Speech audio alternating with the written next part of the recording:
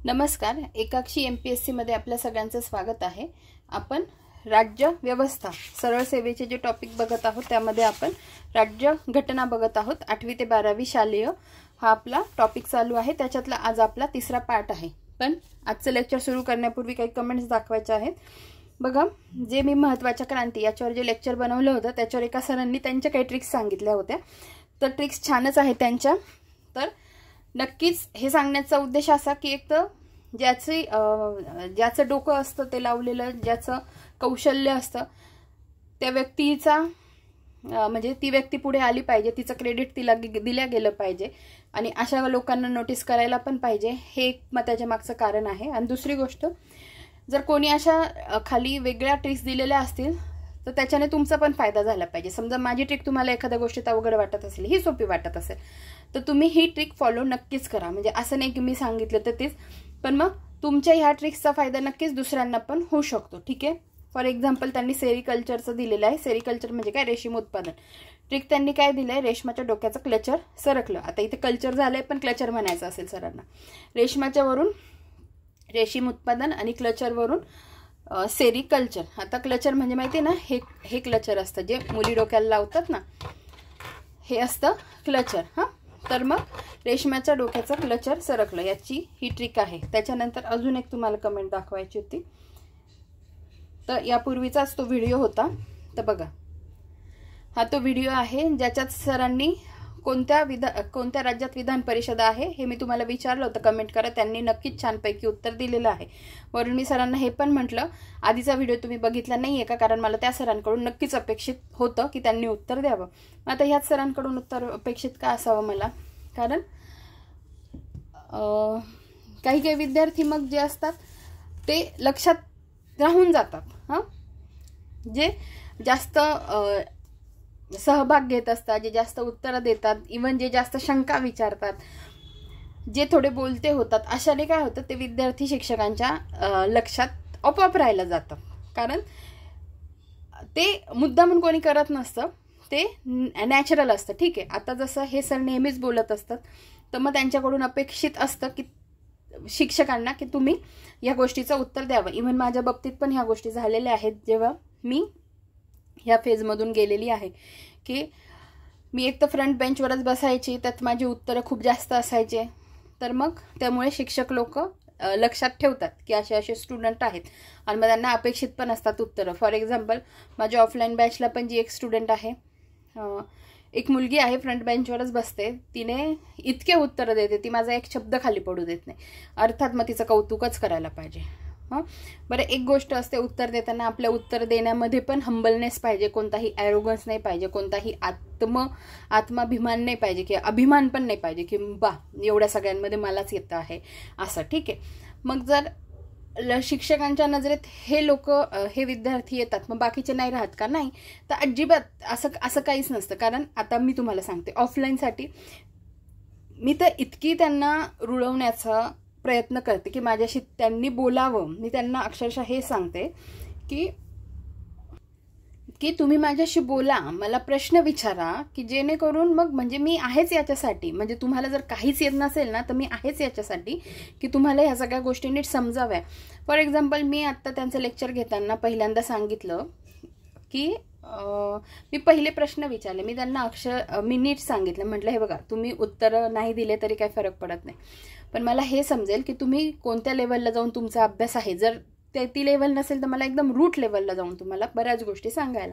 त्यांना खूप बोलतं करावं लागतं, मग हळूहळू त्यांची पण भीती मरते, कारण ते खूप काही रिॲक्शन देतच नाही। आता ही तर बॅच माझी नवीन होती, जे मी कम्युनिटी पोस्टला पण दाखवले, ते नुकतेच एकटक बघतात, मला रिॲक्शनच कळत नाही त्यांच्या। मग त्यांच्याशी बोलतं त्यांना व्हावं लागतं, त्यांना सांगावं लागतं, मग त्यांची भीती हळूहळू कमी होते, मग ते बोलते होतात। इव्हन शंका विचारणारे विद्यार्थी, त्याच्यानंतर शंका विचारणारे, पण ते पण लॉजिक पाहिजे त्या शंकेमागे, काहीतरी उगीच विचारायचं म्हणून विचारायचं नाही। शंका विचारणारे, नाहीतर उत्तरं देणारे, किंवा ज्यांचे उत्तरं चुकतात, हे म्हणजे थोडक्यात काय जे बोलते होतात ना ते लक्षात राहायला लागतात। असं जर वर्गातला प्रत्येक विद्यार्थी बोलायला लागला ना, शिक्षकाला प्रत्येक विद्यार्थी लक्षात राहायला लागेल आणि सारखं त्यांच्याशी इंटरॅक्शन होऊन लक्षातच राहतं। आता फॉर एक्झाम्पल, मी तुम्हाला सांगितलं की मी मागच्या वेळेसच तुम्हाला भली मोठी लिस्ट वाचून दाखवली की आपल्या कम्युनिटी, आपल्या एकाक्षीच्या फॅमिलीमधले मला ॲटलिस्ट कोणते कोणते स्टुडंट नोटीस व्हायला लागले आहेत. मग मी त्याच्यात लिस्ट जी वाचून दाखवली त्याच्यातून एक नाव मला टाकायचं होतं, ते स्किप झालं होतं.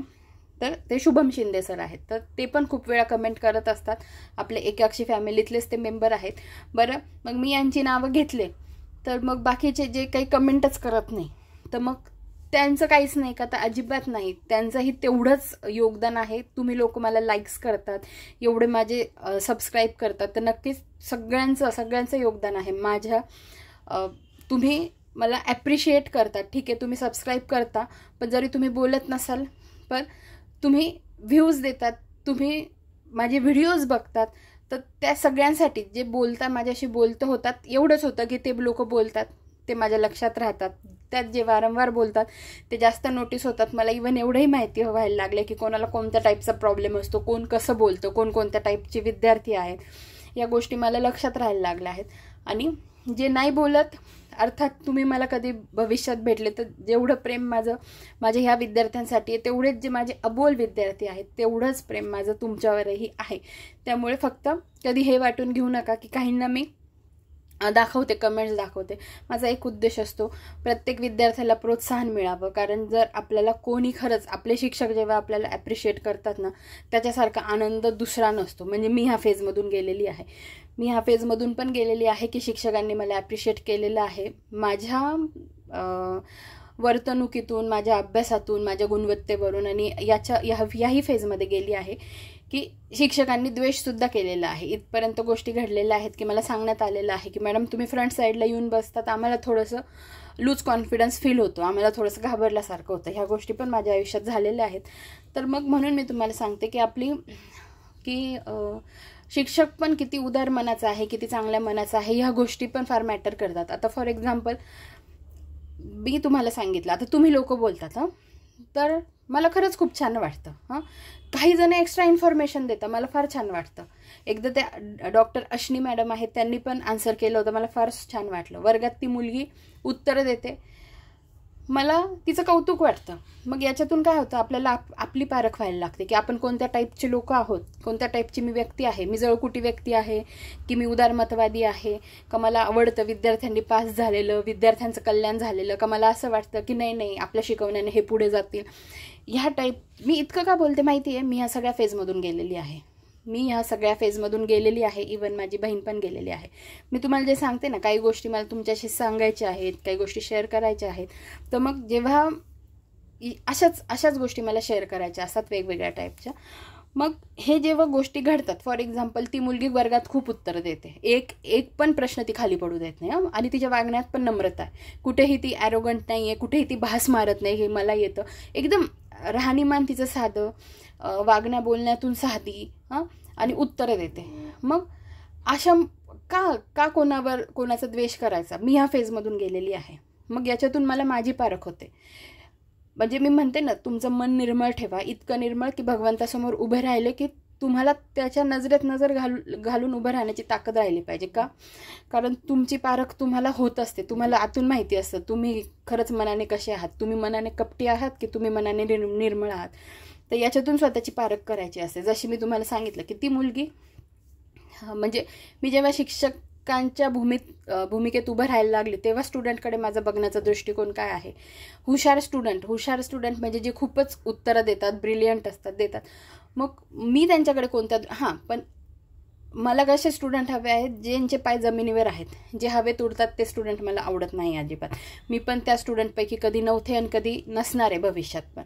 सो असा माझा व्ह्यू आहे विद्यार्थ्यांकडे बघण्याचा पण. तर शिक्षकी पेशा पण इतका सुंदर आहे माझ्यासाठी. तर मी तर लहान होती तेव्हा मला शिक्षकच बनायचं होतं. मला कोणी विचारलं की तुला काय बनायचं आहे, मी म्हणायची टीचर. पण माझं फील्ड आपोआप बदलत गेलं. मी शाळेत असताना माझ्या बहिणीचं मेडिकल लॉ ॲडमिशन झालं, आणि माझी स्वतःची एक बहीण एक डॉक्टर आहे, एक वकील आहे, मी स्वतः डॉक्टर आहे. तर मग नंतर ह्या गोष्टी झाल्या, या सगळ्या गोष्टी. मग नंतर आपोआप माझं फील्ड चेंज होत गेलं. मग माझ्या मेडिकलला नंबर लागला, मी डॉक्टर झाले. मग ह्या सगळ्या गोष्टीतून मी तुम्हाला सांगते ना की डॉक्टर की पेशा हा माझा आत्मा आहे, जो माझ्यासोबत नेहमी असतो. उद्या कुठे काही घटना घडली की आपोआप माझा डॉक्टर आतून जागा होतो. मी एका ठिकाणी स्वस्थ बसू शकत नाही जोपर्यंत त्या अडलेल्या व्यक्तीला जोपर्यंत मी जीवनदान देत नाही. आता ठीक आहे, ते सगळं माझ्या हातात नसतं, पण मी ॲटलिस्ट तिथपर्यंत नेऊन ठेवू शकते की पेशंटला कोणत्या ठिकाणी न्यायचं आहे, कशा पद्धतीने मदत करायची आहे, कसा मार्ग दाखवायचा आहे. ठीक आहे, जरी मी तिथे समजा ऑपरेट करत नसेल, मी करत नाही आहे, पण मला ह्या सगळ्या गोष्टी कळतात. आता हा मुद्दा खूप लांबचा आहे, म्हणजे अवांतर आहे ते बोलण्यासारखं, पण मी तुम्हाला ह्या गोष्टी सांगते की अशा गोष्टी असतात ह्या सगळ्या. तर मला सांगायचं काय आहे की हुशार बना, पण पाय जमिनीवर ठेवून.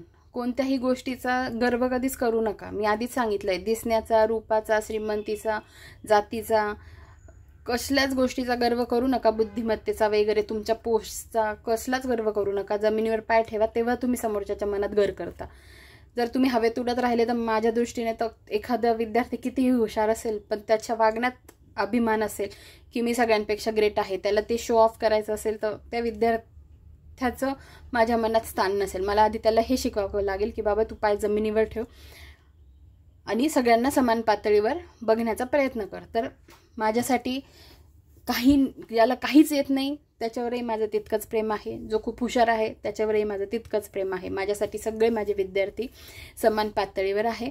पण सांगण्याचं तात्पर्य इतकंच, जे इनिशिएट करतात, जे भाग घेतात, त्यांचा गौरव, त्यांना बूस्ट, त्यांचं नाव पुढे आलं पाहिजे, ज्याचं त्याचं क्रेडिट ज्याला त्याला गेलं पाहिजे, अशी माझी इच्छा आहे. म्हणून मी एवढं सगळं तुम्हाला सांगत असते, दाखवत असते. आणि पुन्हा काही ट्रिक्स असतात, तर मला असं वाटतं बाकीच्यांनाही त्याचा फायदा व्हावा, हा माझा उद्देश असतो.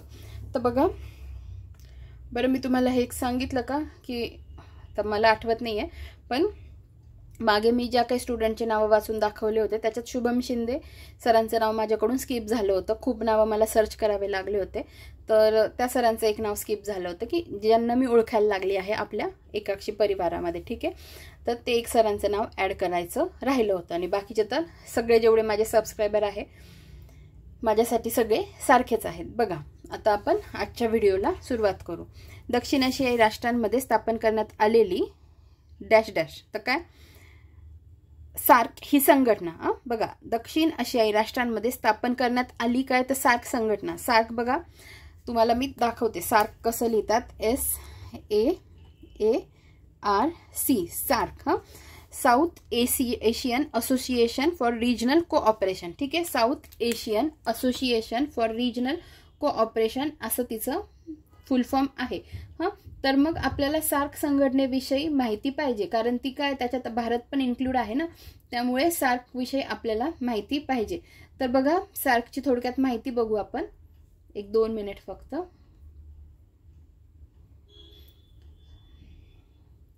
त्याची स्थापना कधी झाली आहे, तर 8 डिसेंबर 1985ला. ह्या गोष्टी नीट लक्षात ठेवा. सार्क आली आहे ना, तर त्याच्यात आपण सार्कचा फुल फॉर्म माहिती पाहिजे, त्याच्यामध्ये कोणते कोणते देश येतात हे पण माहिती पाहिजे, कोणता नाही येत हे पण माहिती पाहिजे. त्याचे मॅप पण तुम्ही नीट बघून घ्या. बघा, South Asian Association for Regional Cooperation is the regional intergovernmental organisation and geopolitical union of states in South Asia. ठीक आहे, साऊथ एशियामधल्या त्याच्यात कंट्रीज आहे. Its member states are Afghanistan, Bangladesh, Bhutan, India, Maldives, Nepal, Pakistan, Sri Lanka. किती देश झाले? 8 देश झाले. आता इथे चुकवतात कुठे, म्यानमार देश देतात आणि मग आता म्यानमार आहे का, तर म्यानमार नाहीये. ही गोष्ट नीट लक्षात ठेवा. ठीक आहे, एवढं लक्षात राहील सार्क संघटनेविषयी. ठीक आहे, आता पुढे मला तुम्हाला काय सांगायचं होतं की ह्या सगळ्या गोष्टी तर तुम्ही नीट लक्षात ठेवतच चला.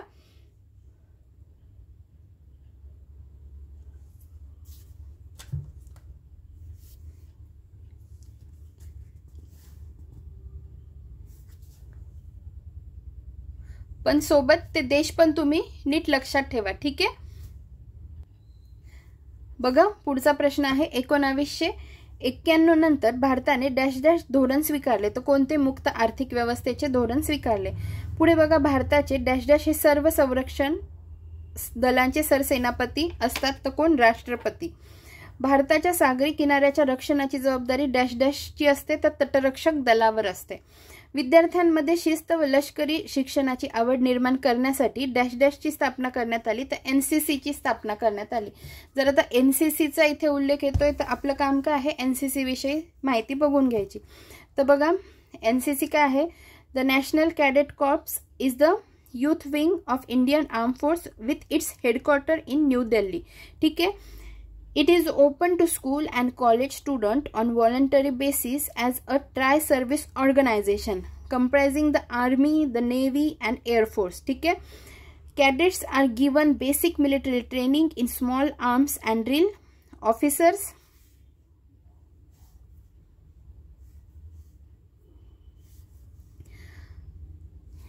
एक 2 मिनिट कुठे होतो आपण.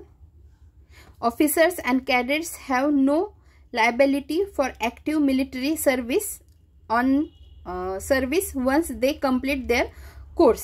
ठीक आहे. तर अशा पद्धतीने नॅशनल कॅडेट कॉर्प्स, आता हा लोगो पण माहिती असू द्या. आता इथे काय एकता और अनुशासन हे त्याचं काय असेल, ब्रीदवाक्य. नंतर स्थापना कधी झाली आहे, जुलै 16, 1948. जुलै 16, 1948 मध्ये त्याची स्थापना झालेली आहे. नंतर बघा बरं, स्थापना नीट लक्षात ठेवा, लोगो नीट लक्षात ठेवा. त्याचं ब्रीदवाक्य काय आहे, एकता और अनुशासन. त्याच्यानंतर हां बघा मोटो काय आहे, एकता और अनुशासन, युनिटी अँड डिसिप्लिन. ठीक आहे. तर अशा पद्धतीने आपण हे बघितलेलं आहे. आता आपण वळूया आपल्या पुढच्या प्रश्नाकडे. भारताचे भूदल जगातील डॅश डॅश क्रमांकाचे भूदल मानले जाते, तर 7व्या क्रमांकाचे भूदल मानले जाते. पुढे बघा, कायदा व सुव्यवस्था राखण्यासाठी राज्यातील प्रशासनास मदत करण्याचे काम डॅश डॅश हे निमलष्करी दल करते. तो कोणते करते, केंद्रीय राखीव पोलीस दल करते. आता आपण केंद्रीय राखीव पोलीस दलाविषयी थोडी माहिती बघून घेऊ. ठीक आहे. तर एक 2 मिनिट.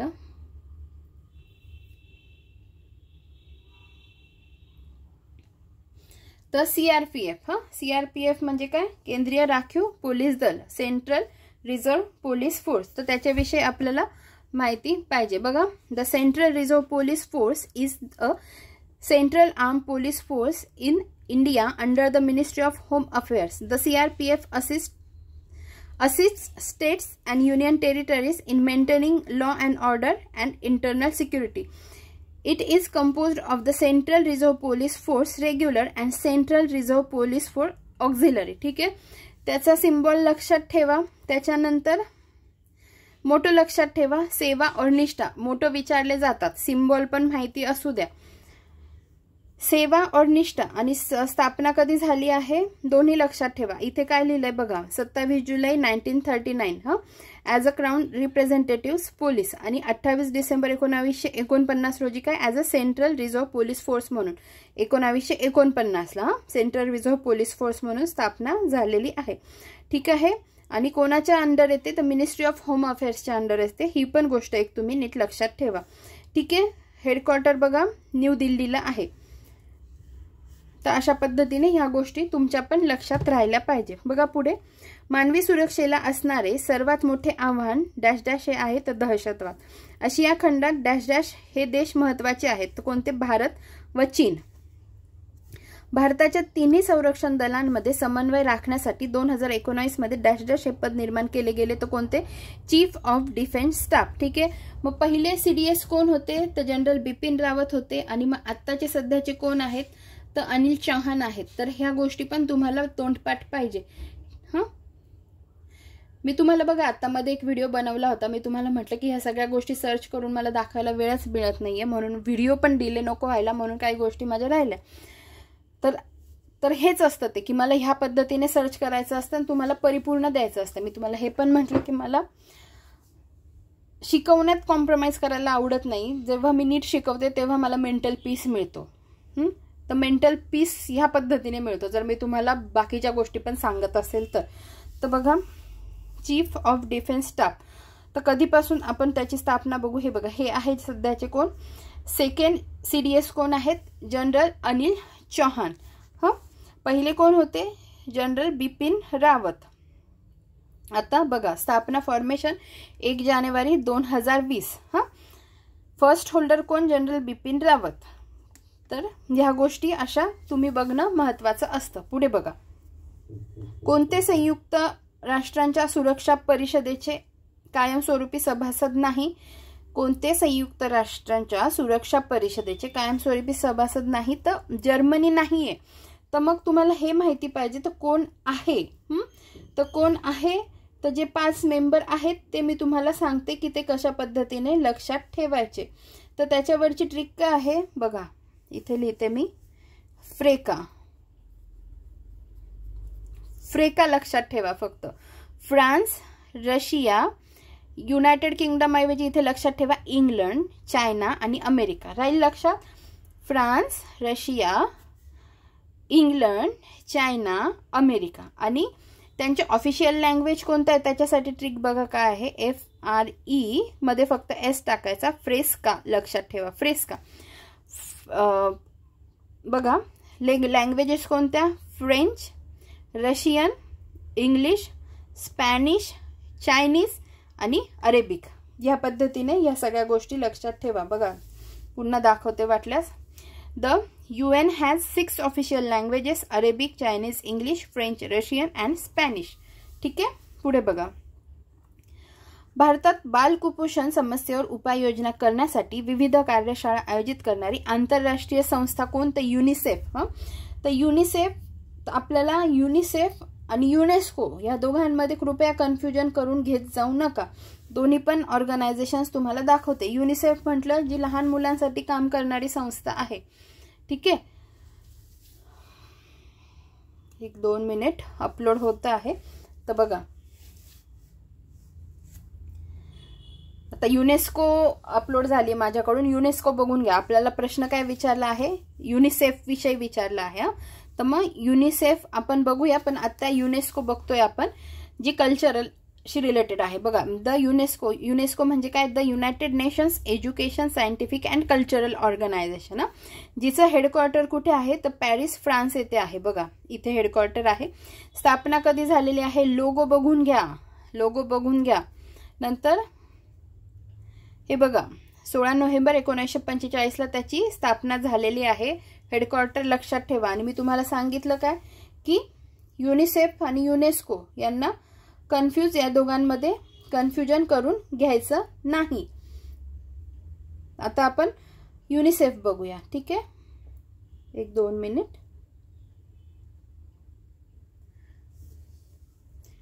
बघा युनिसेफ, बघा UNICEF originally the United Nations International Children's Emergency Fund, officially United Nation Children Fund since 1953. बघा युनिसेफचा पण लोगो नीट लक्षात ठेवा. त्याचे फाउंडर कोण आहेत कधी विचारलेले नाहीये, पण जस्ट डोळ्याखालून राहू द्या, नजरेखालून जाऊ द्या नाव. नंतर ऍक्टिव्ह 11 डिसेंबर 1946. ठीक आहे. हेडक्वार्टर कुठे आहे? न्यूयॉर्क सिटीमध्ये आहे. आणि युनेस्कोचं कुठे होतं? पॅरिसमध्ये होतं, पॅरिस फ्रान्समध्ये. तर अशा गोष्टी ह्या तुमच्या लक्षात राहायला पाहिजे. युनिसेफचा पण फुल फॉर्म तुमच्या लक्षात राहायला पाहिजे. पुढे बघा, संयुक्त राष्ट्र संघटनेच्या आज सभासद असणाऱ्या राष्ट्रांची संख्या किती? 193. पुढे संयुक्त राष्ट्रांची स्थापना या उद्देशाने झाली. तर कशासाठी? जागतिक शांतता व सुरक्षितता निर्माण करण्यासाठी. डॅश डॅश हा दिवस जगभर संयुक्त राष्ट्र दिन म्हणून साजरा केला जातो. तो 24 डिसेंबर. थोडंसं युनायटेड नेशन्स तर शिकण्यासारखं खूप आहे. त्याच्यात 2-1 तासाचं त्याच्यावरच लेक्चर होईल शिकवायला झालं तर. पण बेसिक गोष्टी युनायटेड नेशन्स विषयी माहिती असू द्या. बघा United nations. The United Nations is the global intergovernmental organization established by the signing of the United Nations Charter on 26 June 1945 with the stated purpose of maintaining international peace and security, to develop friendly nations relations among states, to promote international cooperation and to serve as a central for harmonizing the actions of states in achieving those goals. ठीक आहे. बघा हे आहे त्याचे emblem आणि स्थापना पण तुम्हाला बघा. साइन कधी झालं आहे? युनायटेड नेशन्स चार्टर कधी साइन झाला आहे? तर 26 जून 1945. आणि म्हणजे इम्प्लिमेंटेशन कधी झालंय तर 24 ऑक्टोबर 1945. म्हणून 24 ऑक्टोबर काय सेलिब्रेट केला जातो, युनायटेड नेशन्स डे म्हणून सेलिब्रेट केला जातो. राहील लक्षात. बघा पुढे, संयुक्त राष्ट्रांचे मुख्यालय डॅश डॅश येथे आहे तर न्यूयॉर्क येथे आहे. संयुक्त राष्ट्रांच्या सचिवालयाच्या प्रमुखास काय म्हणतात तर महासचिव म्हणतात. ठीक आहे, महासचिव कोण आहेत मग हे पण तुम्हाला माहिती पाहिजे. हां, आता मला माहिती आहे पण बरं ठीक आहे सांगून देते. जे ग्रीसचे आहेत ते कोण तर अँटोनियो गुटेरस जे आहेत ते कोण तर त्याचे सेक्रेटरी जनरल आहेत. तर अशा गोष्टी तुम्हाला माहिती पाहिजे. ॲक्च्युली मी तुम्हाला विचारणार होती, कमेंटमध्ये मेन्शन करा, पण ठीक आहे. पुढे बघा, संयुक्त राष्ट्रांच्या सचिवालयाच्या प्रमुखास महासचिव म्हणतात. संयुक्त राष्ट्रांच्या महासचिवांची निवड कोण करतात तर आमसभा आणि सुरक्षा परिषद. आमसभा म्हणजे जनरल असेंब्ली आणि सुरक्षा परिषद म्हणजे सिक्युरिटी काउन्सिल. सिक्युरिटी काउन्सिल महत्त्वाची आहे कारण त्याच्यामध्ये सहभाग होण्यासाठी आपण प्रयत्न करत आहोत. आंतरराष्ट्रीय न्यायालय नेदरलँडमधील कुठे आहे तर हेग या ठिकाणी आहे. विश्वस्त मंडळाचे कार्य 1 नोव्हेंबर 1994 रोजी डॅश डॅश या प्रशांत महासागरातील बेटाला स्वातंत्र्य मिळाल्यानंतर संपुष्टात आले. तर पलाऊ या प्रशांत महासागरातील बेटाला स्वातंत्र्य मिळाल्यानंतर संपुष्टात आले. भारताशी आंतरराष्ट्रीय सरहद्द खुली असणारा देश कोणता तर नेपाळ. भारताची तणावपूर्ण संबंध असणारे देश कोणते पाकिस्तान आणि चीन. भूतानच्या डॅश डॅश प्रकल्पात भारताने सहकार्य केले आहे तर भूतानच्या कोणत्या वीज निर्मिती प्रकल्पाला. बरं, आजचा आपला व्हिडिओ इथेच समाप्त झालेला आहे. आणि समजा एखादा 2 दिवस व्हिडिओ चुकून माकून नाही आले तसे तर मी प्रयत्न करतच असते, छोटा व्हिडिओ का असेना पण मी तो दिवस सत्कारणी लावावा. ठीक आहे, पण नाही चालले, समजा काही टेक्निकल प्रॉब्लेम आला, मला काही फिजिकल बॅरियर्स पण असतात, कधी कधी मीच एवढी थकून गेलेली असते, मला पॉसिबलच होत नाही. मग ते उगीच थकलेल्या अवस्थेत चुकीचं काही बोलण्यापेक्षा मी असा विचार करते की आराम करून मग आपण फ्रेश असताना व्हिडिओ बनवू. कारण मी तुम्हाला सांगितलं मेंटल पीस पाहिजे आहे शिकवण्यात पण. ठीक आहे, तर मग आला नाही व्हिडिओ तर टेन्शन घेऊ नका. विचारायचं असेल तर 100% विचारत जा, म्हणजे तुम्हाला हे कळतं की मी कधी व्हिडिओ आणणार आहे. ठीक आहे, तर तो काही प्रश्न नाही आहे, तुम्ही जरी मला प्रश्न विचारले तरी. दुसरी गोष्ट, आजचा आपला टॉपिक तर हा झालेला आहे, पण मला एक तुम्हाला सांगायचं आहे. काय सांगायचं आहे नीट समजून घ्या. हे जे एक पुस्तक आहे झापड, हे सुनील शेलार सरांचं पुस्तक आहे. तर मी तुम्हाला मध्ये म्हटलं होतं बघा की मी एक नवीन सिरीज स्टार्ट करणार आहे ज्याच्यात मला काही पुस्तकं जे आहेत ते मला तुम्हाला दाखवायचे आहेत की कोणत्या पुस्तकातून मी काय शिकली, किंवा जसं मी तुम्हाला सांगितलं पण आहे एका व्हिडिओमध्ये, the breadwinner Deborah Ellis यांचं हे पुस्तक आहे. तिथे अफगाणिस्तानमधली जी मुलगी आहे परवाना, तिचं दाखवलं आहे की ती कसा संघर्ष करते, तिला कसं ब्रेड विनर म्हणजे घरातली करता धरता व्हावं लागतं, तिला कशा पद्धतीने ती सामोरं जाते याच्यावरती कथा आहे, जे मी एका रात्रीतून ते पुस्तक वाचलं होतं. त्याच्यानंतर मी तुम्हाला हे पण सांगितलं की मिशन राणीगंज मूवीमधून मी काय शिकले. हां, तर अशा काही गोष्टी मला शेअर करायच्या असतात. तर म्हणजे माझ्या बहिणीसोबत हे सर होते जे आता प्रमोशन होऊन STO झालेले आहेत, स्टेट टॅक्स ऑफिसर झालेले आहेत, आदरणीय सुनील शेलार सर. त्यांचं हे झापड पुस्तक आहे. आता हे पुस्तकाचं मला तुम्हाला सांगायचं असं की मी एक सिरीज चालू करणार आहे जी माझ्या माइंड रिलॅक्सेशनसाठी असेल. मला असं वाटतं एका तर्फी नुसतं अभ्यासच करत राहणं माझ्या दृष्टीने थोडंसं बोरिंगपणाचं असू शकतं. तर तुम्ही मूवी बघू शकता, मित्रांसोबत जसे फिरायला जाता, तसं माझं माइंड रिलॅक्सेशन होण्यासाठी मी काही पुस्तकांचा आधार घेणार आहे. आणि मग माझं म्हणणं आहे की जर ज्या गोष्टींनी माझं माइंड रिलॅक्स होतं, एखादी गोष्ट मी शिकलेली आहे, तर त्याच्यातूनही तुम्हालाही काहीतरी मिळावं, तर असं मला वाटतं. तर माझ्या घरातल्यांनी हे पुस्तक वाचायला स्टार्ट केलेलं आहे. याच्यातल्या काही गोष्टी मी तुम्हाला वाचून दाखवणार आहेत. मी एखादा दिवस ठरवणार आहे आणि त्या दिवशी त्या गोष्टी अपलोड होणार आहेत. बरं, ह्या पुस्तकच का मी निवडलं, कारण हे पुस्तक आहे सत्य घटनांवर आधारित. त्या सरांनी जे त्यांचं आयुष्य जगलेले आहेत, जे त्यांनी बघितलं आहे, हे त्या घटनांवर आधारित हे पुस्तक, सुंदर पुस्तक आहे. तर हे पुस्तक माझ्या बहिणीने विकत घेतलेलं आहे ॲक्च्युली, आणि तर ही त्याची अनुक्रमणिका आहे. तर मग म्हणून मला हे पुस्तक तुमच्याकडून म्हणजे तुम्हाला सांगायच्या याच्यातल्या गोष्टी, कारण याच्यातल्या काही गोष्टी माझ्या बहिणीने माझ्या आईने वाचून झाल्यानंतर त्या मला सांगतात, कारण त्यांना माहिती आहे चांगलं ऐकायला मला आवडतं. कोणी काही चांगलं सांगत असेल तर मी शांततेने ऐकून घेते आणि इम्प्लिमेंटेशन करण्याचा प्रयत्न करते, म्हणून त्यांनी हे मी काही चांगलं असेल तर माझ्यापर्यंत पोहोचवतात. बरं, तर हे पुस्तक दाखवायचं की नाही, कशा पद्धतीने सांगायचं, हे याच्यासाठी मी अजून स्टार्ट केलं नव्हतं, कारण मला त्या सरांची परमिशन घ्यायची होती. मग आत्ता काही दिवसापूर्वी मी त्या सरांना भेटून आले. त्या सरांना म्हणजे माझी बहीण मला घेऊन गेली त्यांच्याकडे. मी तर आधी तयारच नव्हते. मग ती मला म्हटली की तुला काय विचारायचं ते विचार. तिने माझी इंट्रोडक्शन करून दिलं. सर म्हणे, मी सरांना म्हटलं सर माझं असं यूट्यूब चॅनल आहे, त्याच्यावर मला तुमचं पुस्तक वाचून दाखवायचं आहे, तुम्हाला चालेल का? मी पेज टू पेज दाखवलं तर तुम्हाला काही प्रॉब्लेम नाही का? सरांनी मला खूप हसत मुखाने परमिशन दिलेली आहे. त्यामुळे तिथे मी माझं माइंड रिलॅक्स झालं, कारण शेवटी परमिशन मिळणं खूप मोठी गोष्ट आहे. तर जसं मी तुम्हाला सांगते की मी परमिशन घेऊनच सगळ्या गोष्टी करते, तर तसं मला यांची परमिशन घेणं पण फार महत्त्वाचं वाटलं आणि त्यामुळे मी यांची परमिशन घेऊनच मग हे स्टार्ट करणार आहे. तर मला सांगण्याचा उद्देश इतकाच आहे की ऐका, म्हणजे मी तर वाचून दाखवणार आहे, तुम्हाला फक्त ऐकायचं आहे, कारण ते स्वतः ते आयुष्य जगलेले आहेत. ह्या गोष्टी सगळ्या सत्य घटनेवर आधारित आहेत, त्यांचंच आयुष्य आहे आणि काही गोष्टी खूप मनाला चटका लावून जाणाऱ्या आहेत, काही गोष्टी खरंच खूप छान आहेत. मी स्वतः वाचलेलं नाही आहे हे निश्चित आहे, पण मी आता तुमच्यासाठी आधी एकदा वाचेल, कारण ते मी नीट वाचून दाखवायला पाहिजे तुमच्यासाठी. मला त्याच्यातला मतितार्थ मला आधी स्वतःला समजायला पाहिजे. तर मग ह्या पद्धतीने मला हा उपक्रम चालू करायचा आहे. तर माझी अशी मनापासून इच्छा आहे की तुम्ही माझ्या प्रत्येक उपक्रमात अगदी मनापासून हिरिरीने सहभाग घेतात आणि कमेंट्स करतात. तर तुमचा सपोर्ट हेच माझ्यासाठी मला मिळणारं हे प्रेम आहे तुमच्याकडून. तर मग मला असं म्हणणं आहे की तुम्ही नक्कीच, तुम्हाला आवडलं तर नक्कीच फॉलो करा, नसेल आवडत तरी तुम्ही सांगा. तर मग हे पुस्तक आपण लवकरच स्टार्ट करू आणि मग तुमच्या प्रतिक्रिया पण तुम्ही मला देऊ शकता. तर मला एवढंच सांगायचं होतं, तुम्हाला हा उपक्रम आवडला तर आपण ह्या पुस्तकापासून हा उपक्रम स्टार्ट करूया. तुम्हाला आवडलं तर नक्कीच मला सांगा, म्हणजे मग मी असेच इतर पुस्तकं घेऊन येता येईल. आता तुम्हाला हे तर समजतंय की कोणी मला पब्लिसिटी करण्यासाठी हे बुक्स देत नाही आहे. मी स्वतः त्यांच्याकडे अप्रोच होतीये, मी त्यांना स्वतः जाऊन विचारती आहे की तुम्ही मला परमिशन देता का. हे तर मी तुमच्यासमोर सगळं उघड सांगते आहे. त्यामुळे बाकीचं कोणत्याही किंतु परंतु मनात आणू नका. आणि हे पुस्तक नक्की मी वाचून दाखवणार आहे. जर माझ्याकडून होत असेल तर अख्ख्या पुस्तकातल्या गोष्टी मी तुम्हाला सांगेल, कारण अभ्यासने माणूस घडत नसतो, अनुभवाने माणूस घडत असतो. तर अभ्यास तर महत्त्वाचा असतोच आयुष्यात, पण आयुष्यात अनुभव पण महत्त्वाचे असतात, ज्याच्याने पण पुस्तकातून माणूस घडत असतो. तर माझं हेच आहे की आपण त्या उपक्रमाची सुरुवात या पुस्तकापासून करूया. एवढंच मला तुम्हाला सांगायचं होतं. धन्यवाद.